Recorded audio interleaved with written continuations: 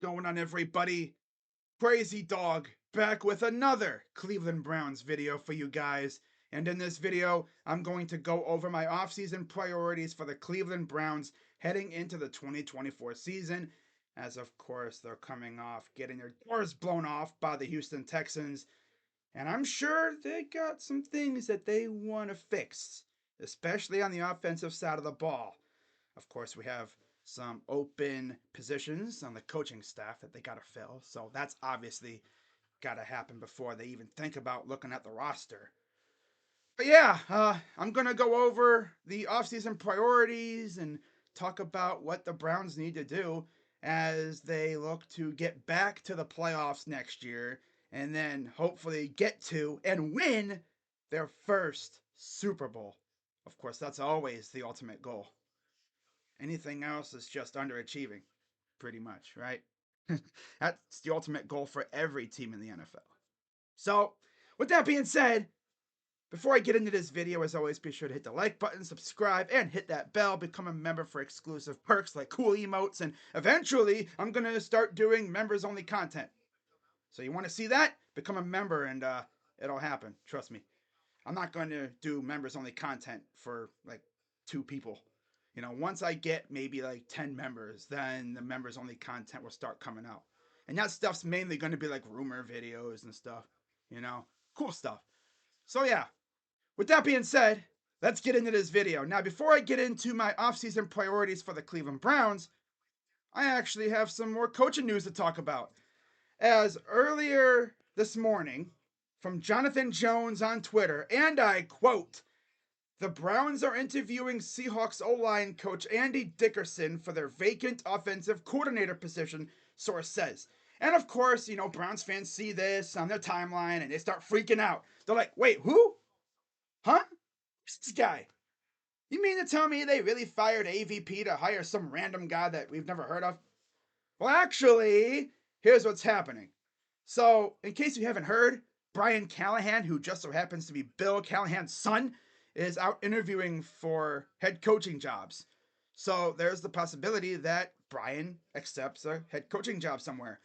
And the narrative is that, well, the vibe is that if Brian gets a head coaching job, Bill's going to go out and coach with him. So, there you go. The Browns are just preparing for the somewhat, I guess, inevitable loss of Bill Callahan. At least they're prepared. Can't hate that. But I have a feeling they're gonna be interviewing more people for their vacant OC job. They're not gonna go with some random freaking O-line coach. They're trying to get someone who's experienced and has worked with Deshaun Watson. I'm pretty sure Dickerson has never worked with Deshaun in his entire career. But we'll see what happens. Now, with that being said, let's get into my offseason priorities for the Cleveland Browns. And of course, number one, the biggest one of them all, extend Kevin and Andrew Berry. Especially Kevin, given what he's done this year with with the circumstances around the roster. The freaking injury bug beating our ass this year. My God. I think it'd be easier to tell you who's played almost every game rather than who's been hurt. For real. I mean, my God, look at all the guys he's lost this year. He's lost his starting tackles, his backup right tackle, his starting quarterback, starting running back, one of his top linebackers, a backup linebacker. He's lost a starting safety and a backup safety. Like, my God, bro. And look at us. We made the wild card round, and yeah, we got our doors blown off by the freaking Texans. So, yeah, I'm sure this team will be hella motivated going into next year. But we have to extend Kevin and Andrew Berry big time, especially Kevin, because, of course, he's probably going to win his second Coach of the Year award in the 4 years he's been with Cleveland. So, see how that goes. Now, priority number 2 is sign and or draft a wide receiver, especially wide receiver 2, to go along with Amari Cooper. Because you look at our receiving core right now, other than Amari, who do we really have? Elijah Moore, Cedric Tillman, David Bell. It's a lot of mid. Not saying they're bad. It's just, yeah, we could really go for a wide receiver too. Of course, we traded away Donovan Peoples-Jones because he wasn't getting receptions at all, really. He wasn't even getting looked at. So they traded him away. Now he's going to the divisional round with the Lions, of course. But yeah, I think they could definitely go for a wide receiver too to complement Amari Cooper. Take the edge off of him, help him out so teams just can't double team him and shut down our passing game, right? That'd be cool. Now, number 3 is sign and or draft depth at D-line, linebacker, and defensive back. Definitely.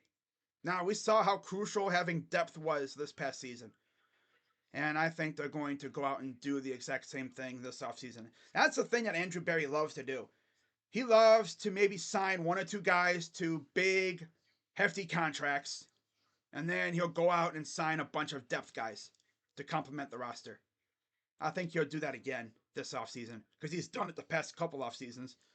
And then finally, of course, sign and or draft a running back too.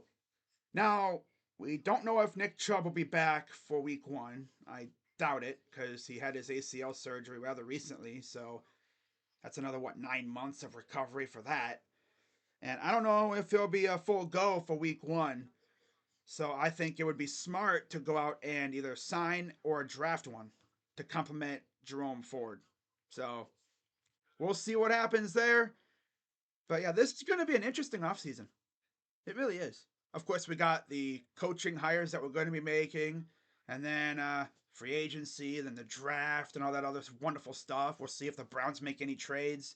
I mean, Andrew Berry's been cooking with trades lately. I mean, people were slandering the crap out of him for trading for Dustin Hopkins, and look what happened. The dude was arguably one of our best kickers ever, up there with Phil Dawson.